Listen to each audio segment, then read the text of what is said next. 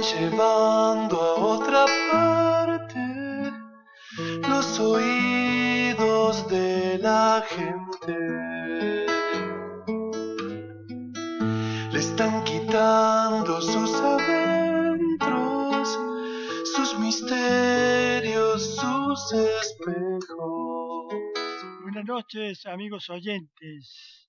Aquí estamos en el programa El Basta Ya en la radio, por la querida FM Libre en el 92.7 del dial, Radio Comunitaria de Alberdi.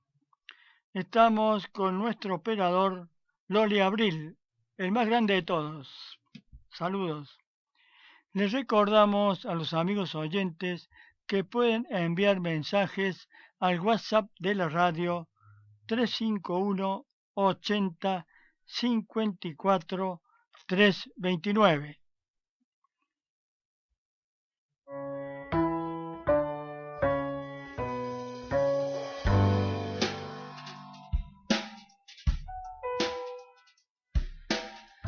Cuando no tenía nada decir, cuando todo era ausencia esperé, cuando tuve frío temblé, cuando tuve coraje llamé. Cuando llegó carta la abrí, cuando escuché a Prince bailé, cuando el ojo brilló entendí, cuando me crecieron alas volé. Cuando me llamó allá fui, cuando me di cuenta estaba ahí, cuando te encontré me perdí, en cuanto te vi me enamoré. Marataya soy, Zaya, Zaya, Ainga Dua.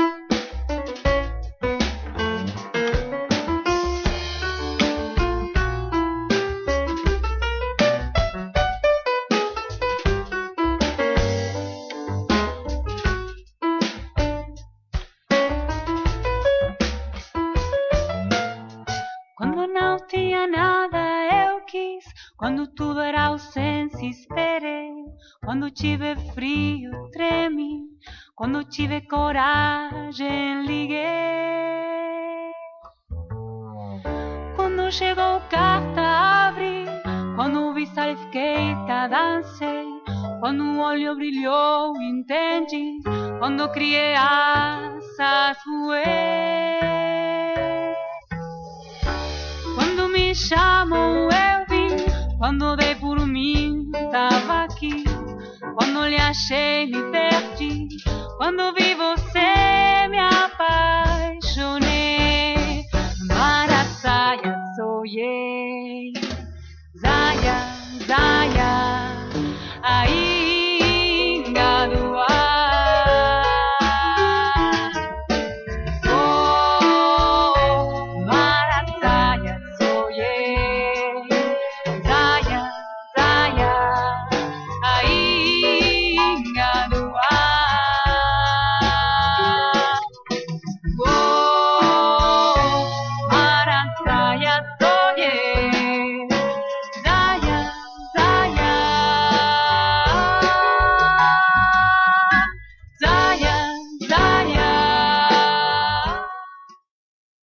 Estábamos escuchando el tema A Primera Vista de Chico César, interpretado por Georgina Hassan, una cantante cordobesa.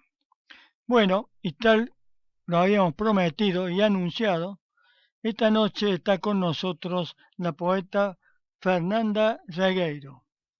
¿María Fernanda Regueiro o Fernanda Regueiro? Tengo como muchos apodos. Me pueden decir Fer. Bueno, Fernanda nació en Capital Federal y actualmente reside en Colonia Carolla, provincia de Córdoba.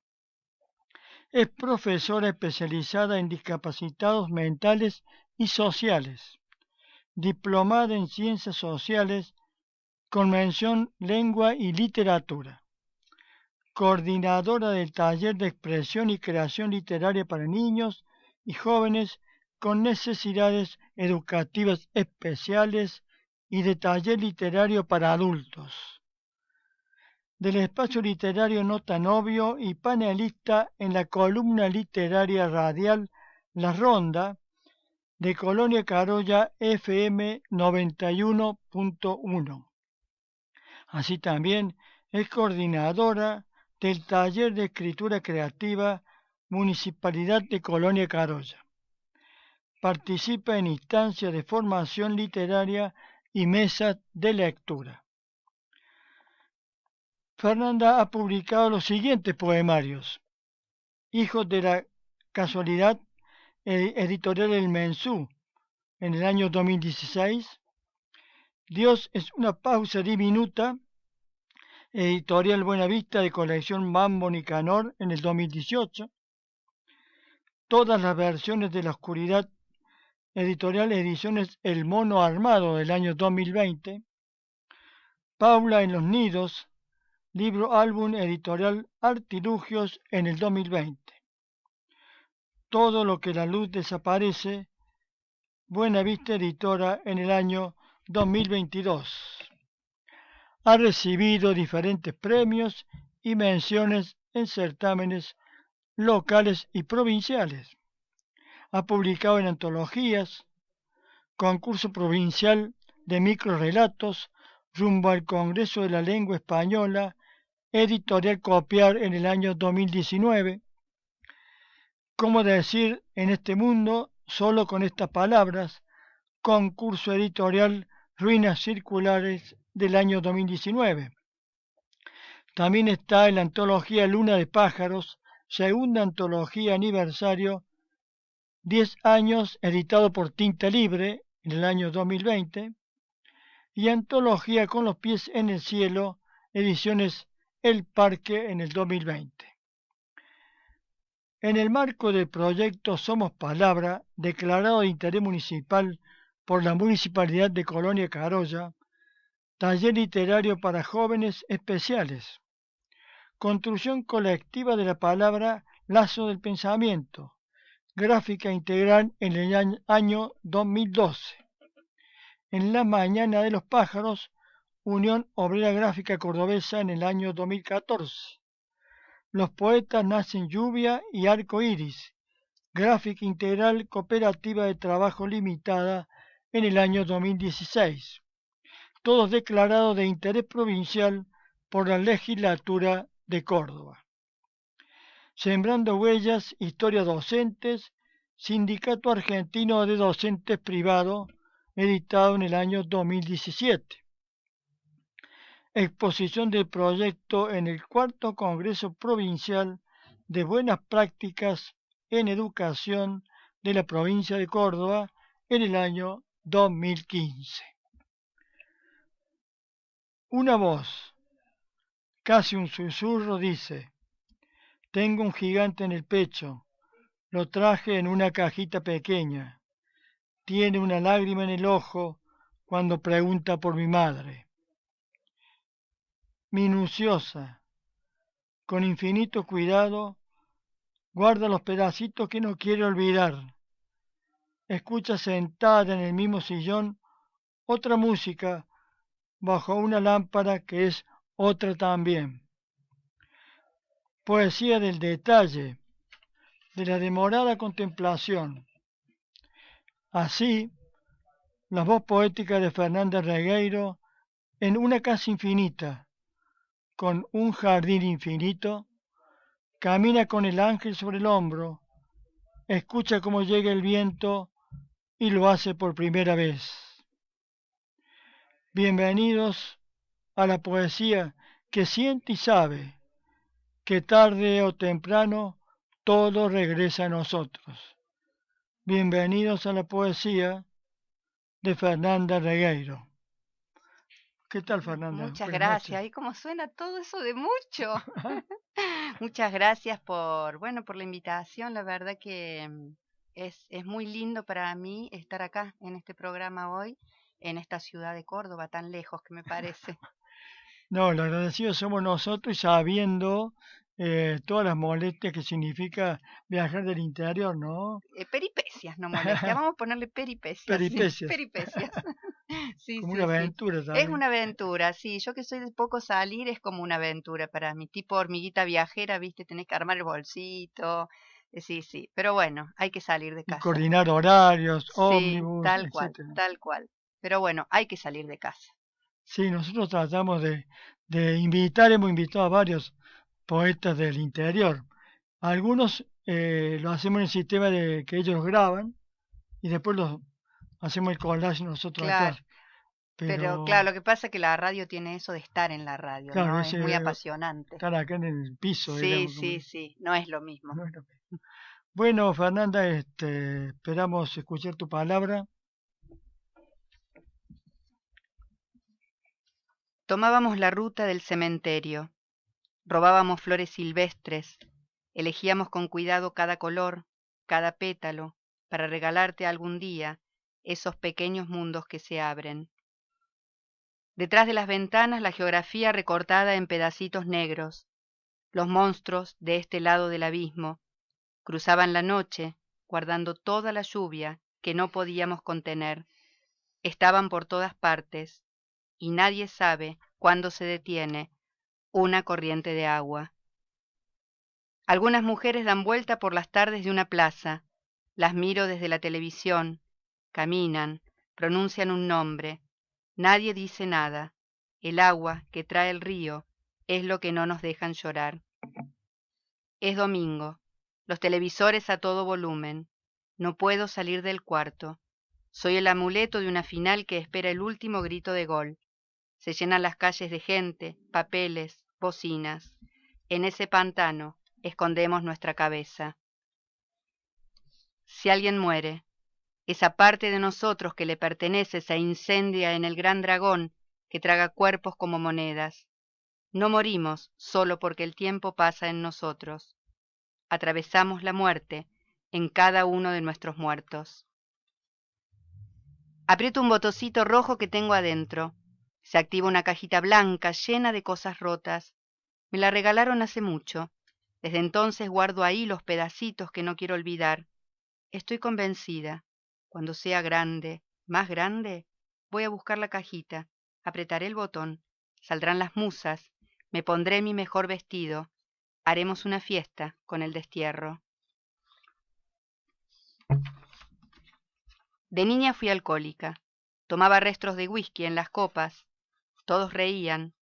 Es imposible no ceder al circo desconcertante de una niña. En las calles de la ciudad, los ebrios duermen en las plazas, los umbrales, bajo noticias viejas. Lo mío era distinto. Después de alcoholizarme, me daban un café caliente, me mandaban a la cama. Era la única que lloraba.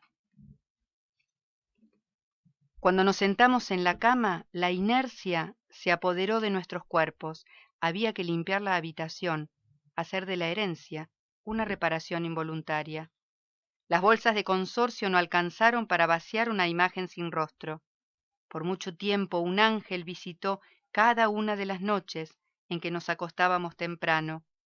Había una herida en el centro. Llevamos la deuda a cuestas como si quisiéramos cobrarla, como si la vida se apiadara de todo lo que nos despoja. De niña pensé que solo un Dios preocupado por el hombre creaba ángeles y los enviaba a la tierra. Ahora sé, las personas hacemos ángeles y se las enviamos al cielo. Hay naranjas desparramadas en mi patio. No tengo un naranjo. Cuando dormimos sin luna, los ángeles llevan fruta al patio de las personas. La noche a veces es una oscuridad inconmensurable. Se acercan a la cama, ponen su mano en nuestra cabeza, soplos que nos despiertan y no podemos explicar. En esos momentos el alma habla. Es hora de escribir el poema. Después solo resta caminar con el ángel en los hombros. Hay una sola gran alma en toda la existencia, repartida en partes iguales. Cada pedacito cumple una orden celeste. Poblarán la tierra, construirán lechos, alimentarán sus crías. Una explosión cae en el hemisferio. La tierra se parte en mitades. Ahí nace el algoritmo de la soledad. No puedo hacer que desaparezca hasta romperse en lo infinito. Detrás del capullo, la muerte está en su inminencia. Las veredas son conceptos humanos para la demolición de la tierra, una y otra vez, escondidos detrás del anagrama. La impresión es huella, la piel que decidimos tener para cubrir los huesos. A veces las preguntas se disparan, la sangre corre desprevenida hasta el otro yo. Se desvanece en el instante en que percibimos su trampa. No existe lo congruente. Nosotros trazamos las coordenadas. El sol se encarga de iluminarlo todo.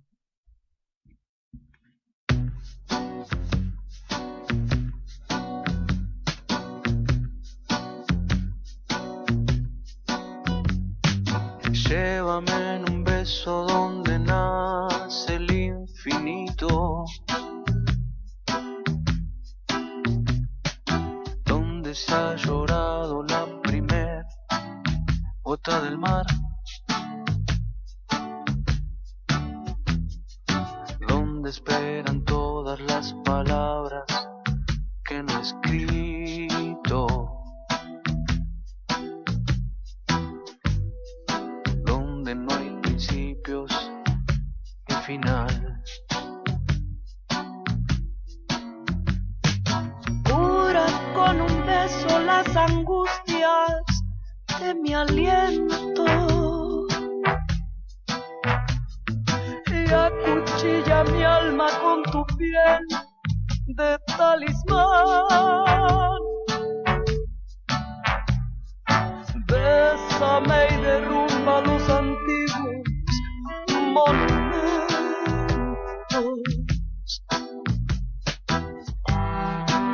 Bésame y desata el carnaval. Mírame a los ojos y echa luz a las ojeras de esta lejanía que nos tiene de rival. Dime en un abrazo que la vida fue una espera Y que ya no tengo que esperar.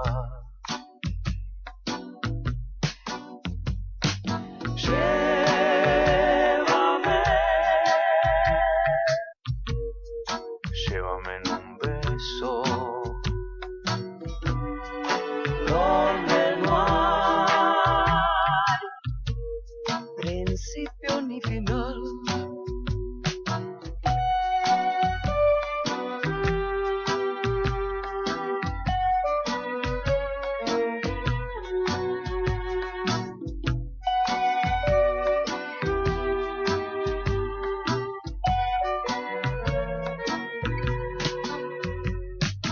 Bésame que el sol no es más que una falsa moneda,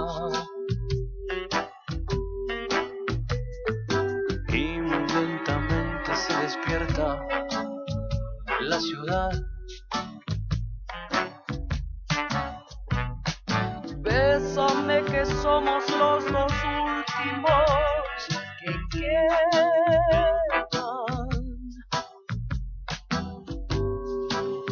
escapando de la soledad.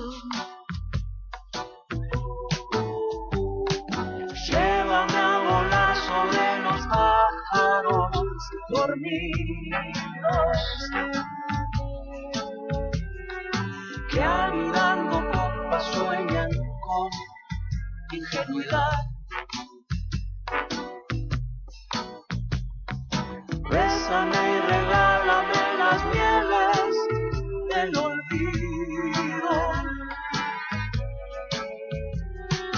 Bésame, que quiero recordar.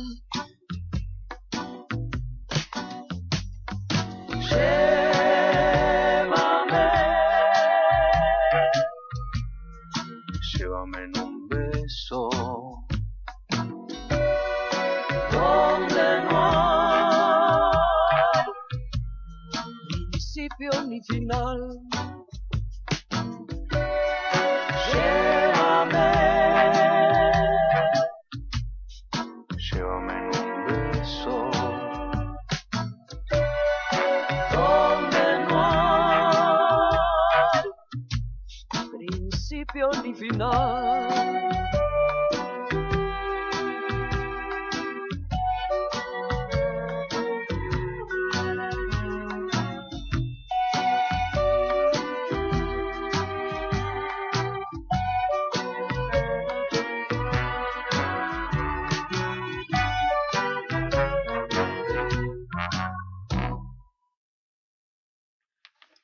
Estábamos escuchando el tema musical Llévame en un beso, interpretado por el grupo Paté de Foix. El tema es de Lila Downs. Bueno, Fernanda, para ir comenzando, te preguntaría qué implicó en tu construcción personal y emocional el ingreso de la literatura en tu vida. Yo creo que es una cosa que va muy de la mano, ¿no? De la vida de cada uno, porque es como que es una construcción permanente en esto que nosotros somos parte de las historias que vivimos y que vamos creando y que vamos viviendo. Y la literatura es eso, ¿no? Es como el acompañarse y el construirse desde las propias historias, tanto en lo que uno escribe como en lo que uno lee. Es como un construirse desde eso otro que está ahí afuera, en juego con el adentro. Me parece que es un poco eso lo que va formando en mí la literatura. Y al empezar a escribir, ¿decidiste por la poesía? En realidad yo escribo desde que me acuerdo que escribo, ¿no?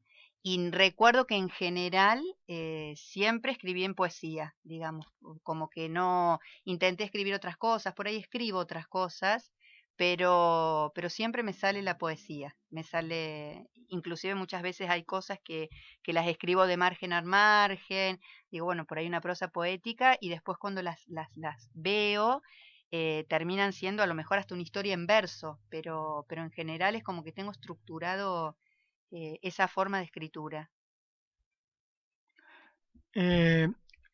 Has escrito. ¿Cuál es la línea que separa la palabra del silencio? Me gustaría hablar de la relación entre la palabra y el silencio. Qué difícil, ¿no? Porque ¿qué antecede a la palabra y qué antecede al silencio? Sería un poco... creo que hay una relación absolutamente íntima, es como un juego circular, ¿no? Es palabra, silencio, palabra, silencio, palabra, silencio. Me parece que del silencio justamente es de donde nace la palabra, y la palabra se termina cuando es capaz de darnos la posibilidad de hacer silencio, me parece. Capaz de dar una posibilidad. Es una posibilidad que se abre desde los dos márgenes, ¿no? Desde la palabra y desde el silencio, y que entre ellas juegan y se relacionan y se nutren una de la otra, el silencio de la palabra y la palabra del silencio. Y vos has escrito libros para niños, diremos. Después hablaremos específicamente de tu libro Paula en los Nidos, que a mí me pareció un libro hermoso, con unas ilustraciones bellísimas. Pero, ¿qué diferencia habría, diremos, entre la literatura para adultos y la literatura para niños o para jóvenes? Yo recién ahora estoy como incursionando en la escritura de la literatura infanto-juvenil, ¿no? Después fue un poco en la pandemia que nace Paula en los Nidos, Paula en los nidos nació como un poema, digamos, ¿no? Era Mm. un poema dentro de la cantidad de poemas que había. Y bueno, fue verlo como un lenguaje diferente, ¿no? Como una posibilidad de abrir el lenguaje a otros espacios que están más cerca de, de la imagen, del encuentro, si bien la poesía siempre es imagen, pero es Sí. como un espacio más sutil, ¿no? Como que lo diferencia por ahí al lenguaje del infanto juvenil al lenguaje del adulto es un poco esa posibilidad de poder jugar, me parece, que hay un Lo lúdico, juego, diremos. hay mucho de lo lúdico, y hay que tener mucho cuidado en esto de no caer simplemente en el diminutivo o hablarle al Mm. niño o al joven como el que no entiende, ¿no? O como el que le bajamos los temas porque, bueno, de ciertas cosas con ellos no se hablan. Entonces es un lenguaje muy difícil, por eso es muy lindo porque es un desafío, porque, bueno, hay que pensarlo, hay que estructurarlo, hay que darse cuenta si estamos a la altura de ellos, ¿no? Nosotros a la altura de ellos. Nosotros a la altura Claro, de ellos, claro, claro. porque ellos, digamos, si es un libro para niños o para niñas, trascienden, es su lenguaje, es su vida, es su forma, es su relacionarse, y nosotros tenemos que recordarnos desde ese lugar más pequeñito, más chiquitito, pero con toda esa posibilidad de magia y de amplitud y de profundidad, ¿no? Porque los niños y las niñas son profundos, son seres profundos. Entonces, por eso es un lenguaje que hay que tener mucho cuidado. Muy interesante, la verdad que sí. Y respecto a algo que vos también dijiste, tarde o temprano todo regresa a nosotros. Mm, sí. Tiremos un poco de ese hilo. En realidad, ese poema, que en realidad sale de un poema, está jugando con la transitoriedad de la vida, ¿no? Con el nacer, con el seguir adelante y con después, bueno, llegar a los espacios de la vejez, que es a donde, bueno, estoy abriendo yo ya la puertita, digamos, pero un poco tiene que ver con eso, ¿no? Con que todo, de alguna manera, todo lo que vamos viviendo, lo que vamos siendo, lo que vamos sintiendo, porque habla de los cabellos blancos justamente ese Mm. poema, ¿no? Entonces todo regresa a nosotros en esos cabellos blancos, ¿no? Y un poco creo que apunta por lo menos en lo personal, al deseo de alcanzarlo en una sabiduría, ¿no? De poder llegar a los cabellos blancos diciendo, bueno, a ver Fernanda, después de todo lo que pasaste, lo que padeciste, lo que te preguntaste, lograste al menos poder llegar a cierta sabiduría, ¿no? Que un poco la sabiduría de los ancestros cuando en la vejez se tenía muy en cuenta lo que sabían los viejos, entre comillas, como maestros, ¿no? Entonces, bueno, un poco apunta a ese Claro, deseo. que por ahí nuestra sociedad actual no valoriza, creo que a, a la vejez no la asocia con la sabiduría, Tal ¿no? Al cual, contrario. claro, como era antes, digamos, ¿no? Antes sí, inclusive creo que los pueblos originarios respetaban mucho más eso, ¿no? Tal cual, era el sabio de la tribu, era la persona más vieja, más Bien. longeva, digamos, por no poner la palabra viejo. Ahora, bueno, estamos viviendo como una crisis de identidad en cuanto a esto, ¿no? Y creo que mucho tiene que ver con lo tecnológico, porque, bueno, los jóvenes han tomado una posición de poder, porque nosotros, digamos, nuestras edades, somos como una especie de generación bisagra. Entonces llegó un momento en que ellos sabían mucho más que nosotros y como que en cierta forma fuimos perdiendo cierta autoridad. Sumado a esto que, bueno, nuestra generación viene de una etapa de un proceso donde hubo mucha represión, ¿no? Y bueno, y ahora estamos como del otro lado, hemos abierto tanto las puertas, porque bueno, a ver si ponemos un límite o entonces pasamos a ser un represor, entonces me parece que los adultos como que en cierta forma nos desacomodamos y Mm. dimos una posibilidad de paso le dimos un saber que bueno, que ahora tenemos que ver cómo lo revertimos. Así es, así es. Hemos notado en la lectura de tu poesía que la casa es como que está siempre presente. Sí, sí. Que, La casa como casa y es como casa, edificio, construcción mm, y la casa como cuerpo, ¿no? mm, Siempre juego con eso. La casa, esa casa cuerpo, porque la casa, digamos, como representación de lo que sostiene, de lo que confluye, Entonces por eso es un poco ese juego, la casa, como espacio de encuentro y la casa como cuerpo propio, ¿no? Como eso que tenemos, esa posibilidad, esa caja que hace que todo lo que tenemos dentro, lo más efímero, que son las emociones, o lo más sutil, que no se puede tocar, no se puede ver, está contenido en esa casa.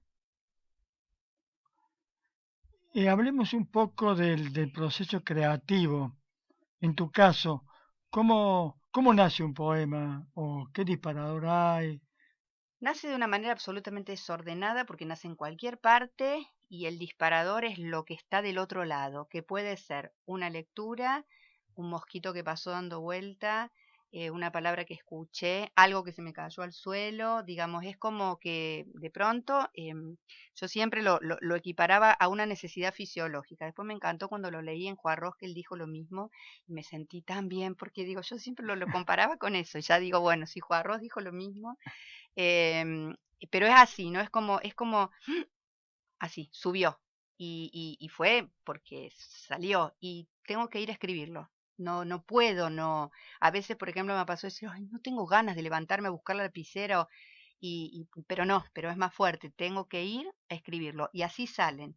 Después el proceso de corrección es a mí lo que más me gusta, porque el salir es eso catártico que, bueno, sale. Pero en el proceso de corrección es lo que uno ve.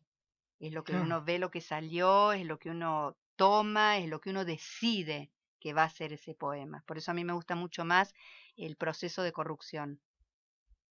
Aquí estuvo Susana Cabucci en el principio del programa y ella hablaba también de que primero está el volcán así Claro, creativo, y después viene la implacable corrección de eso. sí. Dije, me acabo de dar cuenta, dije corrupción y no corrección. Corrección, Sí, sí, sí. sí. Fue un desliz psicológico ahí que se me metió porque es un poco corromperlo también al poema, ¿no? Me Mm, parece que mi sí, inconsciente me traicionó. Cuando uno corrige, uno a veces lo corrompe porque, bueno, en la originalidad de lo que salió, aparece otra cosa a veces, o aparece, claro. se devela otra cosa que uno tiene ahí adentro en ese poema, que uno, como decís vos, cuando lo escribe, no se da cuenta. Uno pone la lapicera y sale, Y sale. y sale. Y después A, lo a corrompes. mano escribió. A veces escribo, tengo cuadernos, me gustan mucho los Mm, cuadernos, pero ahora, como me puse más vaga con lo tecnológico, uso mucho el celular porque además es lo que siempre un tengo a celular, mano. sí. Entonces uso el celular, lo uso a veces mucho en este recurso de lo pongo ahí y sé que está ahí. Y Claro, después, bueno, lo subo, pero porque es lo que siempre tengo a mano, claro. como todo el Sí, mundo. sí. Eh, ¿Y cómo te das cuenta que, que varios poemas pueden formar parte de un libro? En general, bueno, al principio los primeros libros eran como que eran ir como aunando a ver cuáles eran parientes de los otros, digamos. Entonces así se armaban. Yo sí siempre hago clínica Mm, para todo, para mi escritura hago clínica, siempre me gusta una mirada del otro lado y para compilar los libros también. Siempre hago clínica y después, bueno, cuando van a editorial mis libros ya van, digamos, como armados con el paquete con moño, porque van trabajados. Y entonces los voy buscando. Ahora lo que me está pasando que me sale como la serie completa, a veces poca cantidad, 10, 12 poemas, pero me sale como una serie completa y se termina. Y se se termina. termina, que el otro día estaba, bueno, hablando yo clínica con Claudia Massín y hablando con ella yo le decía, a veces es un corpus que no llega a un libro y ella, bueno, hablábamos de esto que no, que por ahí es eso, digamos, y ese es el libro, y tiene como, no importa si a nivel editorial o a nivel concurso, porque viste, si vos querés mandar un concurso, yo no, casi nunca entro porque te piden 30, 40 poemas para un libro y vos decís, bueno, a mí mi corpus me termina en 10 o 15 y termina, el tema es como que se me agota en eso y salen como todos juntos. Y tu poema no tiene título, pero Nunca. ¿cómo llegar a los títulos de tus libros? Muchos salen de versos, ¿no? O, por Mm, ejemplo, salen de otros poemas, de versos de otros poemas que o no tienen para mí una calidad literaria para ser publicados, pero que por ahí ese verso mm, refiere un título, o bueno, que son publicados en otros libros, pero dieron el título a ese libro. mm. Pero en general salen de De verso. versos, en general sí. Pero tus poemas no tienen título. No No, puedo poner títulos, no puedo. Hay algunos que dicen que el título lo limita. Sí, a mí me pasa, o sea, es como que honestamente no tengo ganas de darme el trabajo de ponerme a pensar en el título de cada poema. Y en mi escritura es como porque yo después cuando la leo, es como que la necesito completa. Me parece que el libro sin título es como que hace todo un cuerpo continuo. Y es como, esa es mi necesidad, digamos. Yo en general cuando leo poemas, muchas veces, cuando leo los otros libros que tienen título, muchas veces no me detengo en el título. Me parece como que me gusta esa cosa de avanzarlo. Y el título es como que, viste, te parás en el título, bajás al poema, te parás en el título, Sí, y a mí me gusta como deslizarme en el claro, libro. claro. Entonces, bueno, por eso tampoco titulo mis poemas. Interesante, interesante. Y has dicho, hay una línea que creemos que es muy, muy poderosa, ¿no? En un poema que dice, las personas hacemos ángeles y los enviamos al cielo. Sí. Sí, Eh, eso tiene que ver con una historia personal mía. ah, Es un bebé que yo pierdo, un embarazo que es un bebé porque tenía 7 meses y medio de embarazo cuando lo pierdo. Y ese poema está dedicado a ese bebé. mira vos, qué fuerte, ¿no? Eh, por eso, casualmente viene una pregunta, porque se ve que algo surge evidentemente de la lectura de ese poema, que ha habido como una pérdida. Roberto Rachel ha afirmado que al escribir se están conjurando de algún modo las pérdidas, ¿puede ser? Sí, sí, sí. Sí, yo creo que sí, que nosotros, los poetas, tratamos bueno, en general todo el arte, ¿no? La escritura, pero sí, se van configurando la posibilidad al estar esa pérdida, de ponerla en algún lugar concreto, como para decir, bueno, en mi caso, por ejemplo, la pérdida está puesta en esas palabras. Y porque la pérdida a veces son desapariciones también, ¿no? A veces uno mucho la palabra pérdida, desaparición, a lo mejor también porque vengo muy marcada por una historia. Yo nazco en el 65, llegamos cerca del 65 al 76, y la palabra desaparecido y desaparición, Mm, que bueno, que es un poco de lo que trata mi último libro, ¿no? Todo lo que tiene luz desaparece, trata de eso, ¿no? De lo que desaparecía todo el tiempo sin que uno entendiese en ese momento por qué, ¿no? Eso desapareció. Me acuerdo de estar en reuniones cuando tenía 10, 11 años y decir, bueno, no, mirá, yo viajo o me voy, pero no llevo más tarjetas personales, porque vos le das una tarjeta personal a alguien y después no sabés si esa persona la agarran, que tampoco sabías quién la agarraba, pero la agarran y de pronto te vienen a buscar a vos también, tampoco sabías quién te venía a buscar. Entonces es como que eso se fue impregnando, ¿no? Entonces la pérdida, la desaparición, lo que se va, lo que está muy, muy emparentado, me parece. Y por eso sale mucho en mi escrito. sí, creo que nuestro país, bueno, está marcado por eso, Sí, evidentemente, sí, ¿no? sí, yo creo Una que sí, cosa, sí, sí. Y siempre digo de un lado o del otro, independientemente de que, bueno, para no entrar en esas discusiones políticas, pero creo que de todos los lados, inclusive a los militantes pasivos, que digo yo, ¿no? Como yo, que tenía 10 años, que era una militante pasiva de la vida, pero que llegaban las informaciones y las deformaciones de todo, y vos ibas a la escuela, y yo vivía en Buenos Aires, entonces tenía una compañera que vivía al lado del edificio con la policía, y ella llegaba y decía, ay, otra vez no pude dormir porque a la noche explotó una bomba en la comisaría, y eran todo el tiempo discursos sí. deshilados, que vos no podías ponerlos en una misma tela. Entonces, bueno, los niños que vamos tratando de poder ver lo que pasa de cómo podemos, bueno, nos ha costado después poder armar todo lo que sucedía. Bueno, vamos a cambiar un poco de tema. ¿Qué es lo que pensás? ¿Para qué se escribe, Fernanda? No tengo la menor ¿Para idea. qué? No sé si hay un para qué, porque por ahí, bueno, podríamos enumerar: se escribe para la trascendencia, para dejar algo cuando uno se va, se puede escribir para la inmortalidad, se puede... Yo en realidad, ¿por qué escribo? Porque no puedo dejar de hacerlo. Escribo por eso, no puedo dejar de hacerlo. Y después me podría plantear otras cosas, como te digo, la inmortalidad o no, pero no es porque no puedo dejar de hacerlo. Y porque es el único lugar donde soporto la incertidumbre. Creo que tiene que ver con eso. Eso a mí me preocupa lo que no sé, me preocupa lo que va a pasar y no sé. Soy una persona que se preocupa siempre mucho. Y cuando voy a escribir, por ahí, viste, bueno, soporto lo que va a venir. Entonces me parece que por eso escribo. ¿Para qué y para quién se escribe? ¿Para quién? Es muy egoísta lo que voy a decir. Yo escribo para mí. Yo escribo para mí. Porque es como una manera de salir de adentro mío y llegar hacia el otro, hacia la otra orilla, que son los otros y las otras que están del otro lado.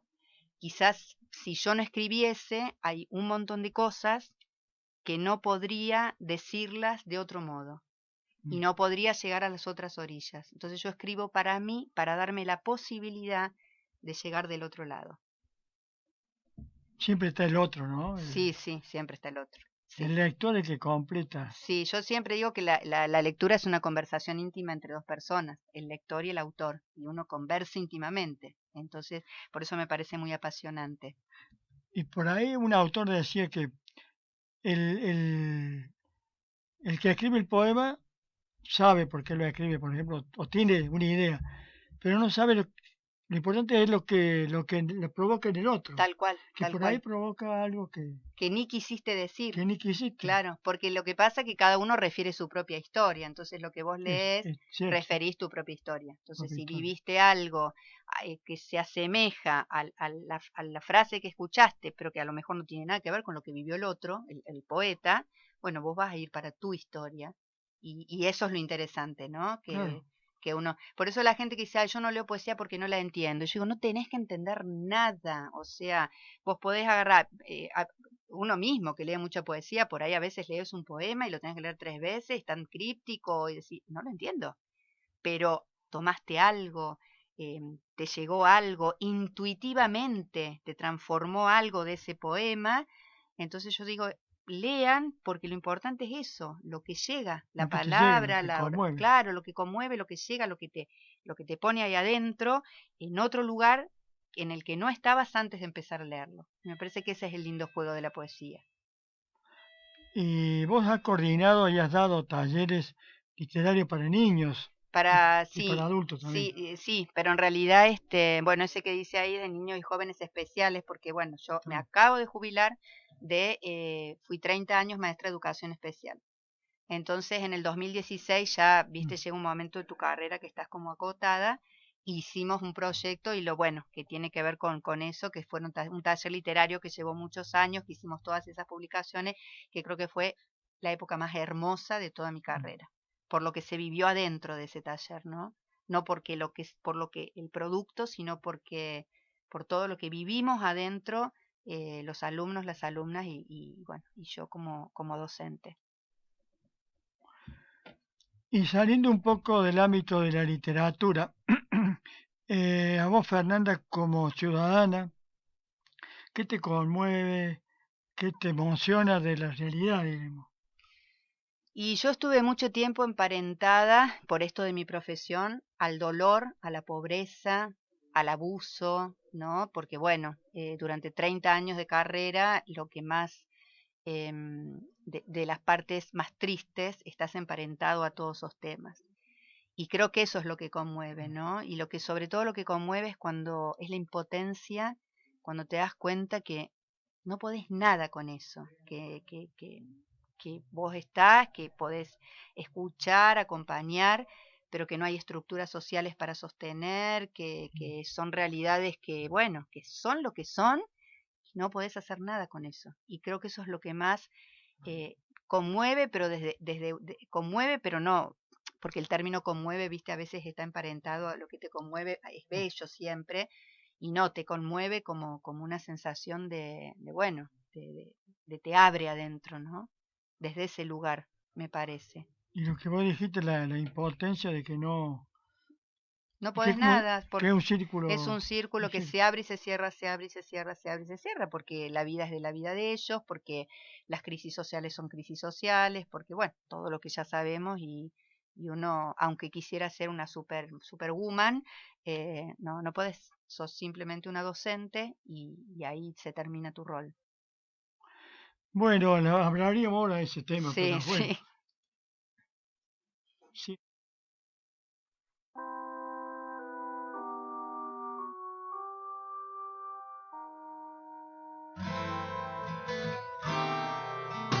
Cheguei a tempo de te ver acordar. Eu vim correndo à frente do sol. Abri a porta e antes de entrar, revi a vida inteira. Pensei em tudo que é possível falar, que sirva apenas para nós dois. Sinais de bem, desejos de cais, pequenos fragmentos de luz. Falar da cor dos temporais, de céu azul, das flores de abril. Pensar além do bem e do mal, lembrar de coisas que ninguém viu. O mundo lá sempre a rodar, em cima dele tudo vale. Quem sabe isso quer dizer amor, estrada de fazer o sonho acontecer.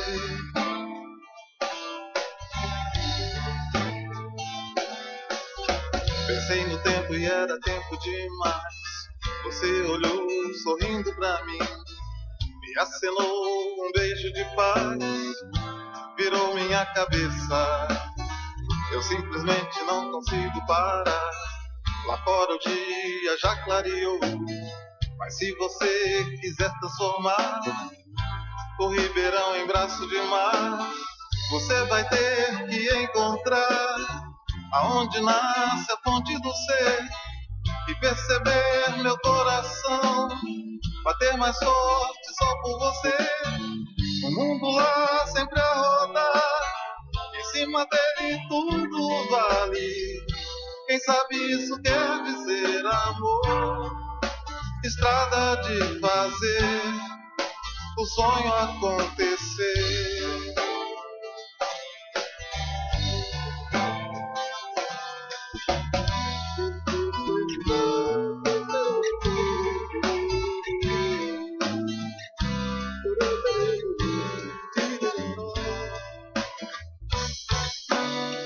Eu simplesmente não consigo parar.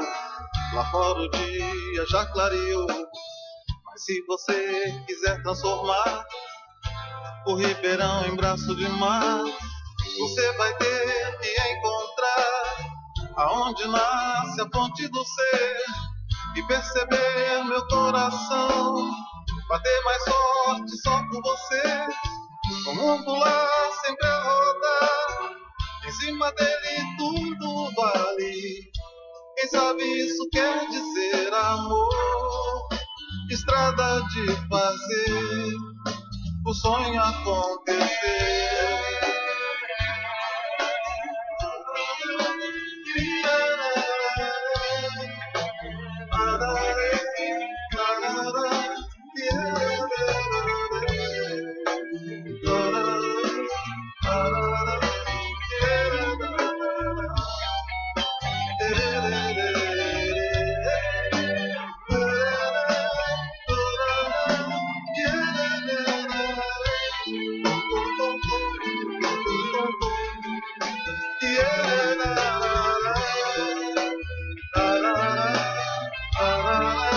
Estrada de fazer o sonho acontecer. Era el gran Milton Nascimento con el tema ¿Quién sabe si eso quiere decir amor?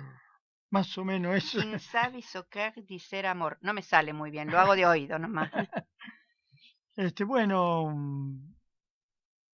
ahora viene también, vamos a escuchar nuevamente tu voz, Bien. tu poesía.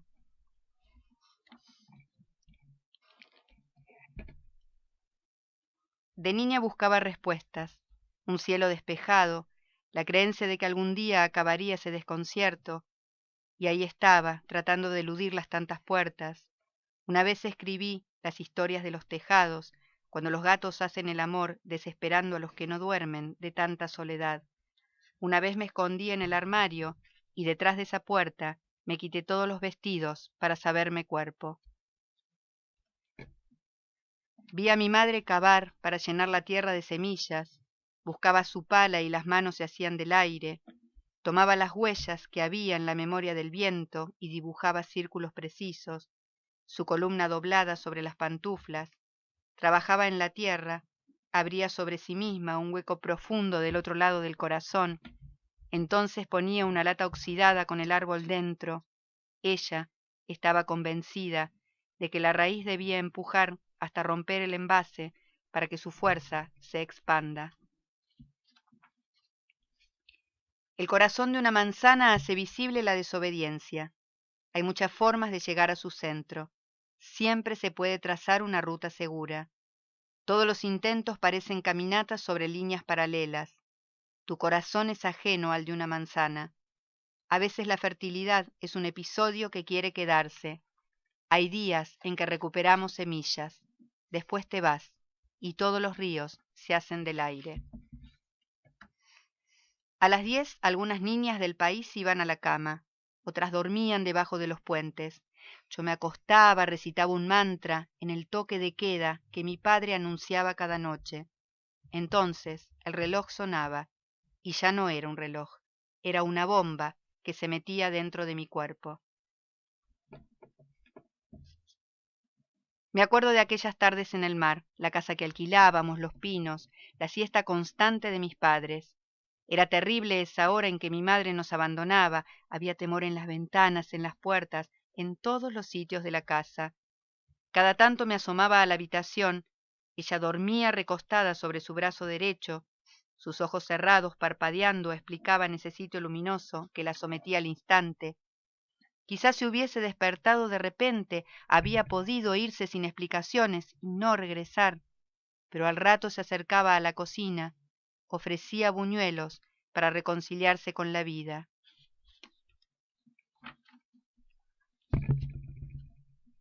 Me encandilo en tus repeticiones, el cigarrillo que no parás de fumar en la puerta y aunque quieras evitarlo, mete el humo por toda la casa.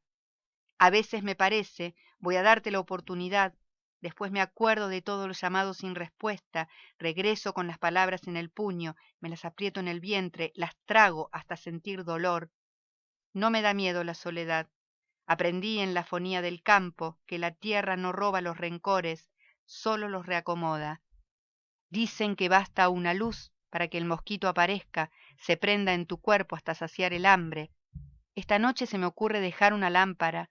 Si no venís, pensaré que en el pasillo aparecieron fantasmas, que la luz estaba encendida para que no pierdan el camino de regreso.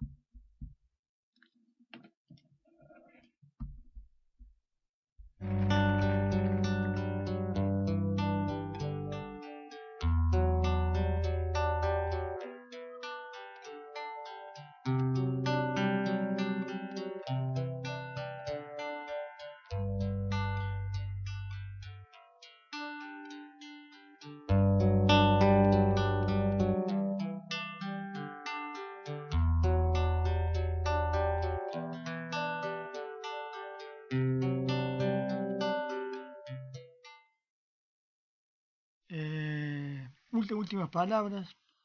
De agradecimiento, tienen que ser de agradecimiento porque, bueno, es muy cálido desde la invitación de Jorge y tuya a través de Jorge y todo lo que ustedes van ofreciendo, ¿no? En el acercarse, en el decirnos, en el indicarme cómo llegar, en el recibirme en la puerta. Así que, bueno, muchas gracias. Los agradecidos somos nosotros y buenos por toda la molestia y todo lo que significa, y además por haber sido realmente hermoso escuchar tu poesía, tu voz. Y bueno, nos despedimos de los oyentes, invitándolos para el próximo día martes a las 20 horas por FM Libre en el 92.7 del dial Radio Comunitaria de Alberdi. Nuestro próximo invitado será el narrador Nicolás Josami. Buenas noches a todos. Preparamos un café y volvemos. Mientras, estos consejos de la radio. Inicio de espacio publicitario. Continuando con la visión de Rubén Martí, el intendente Martín Yarlora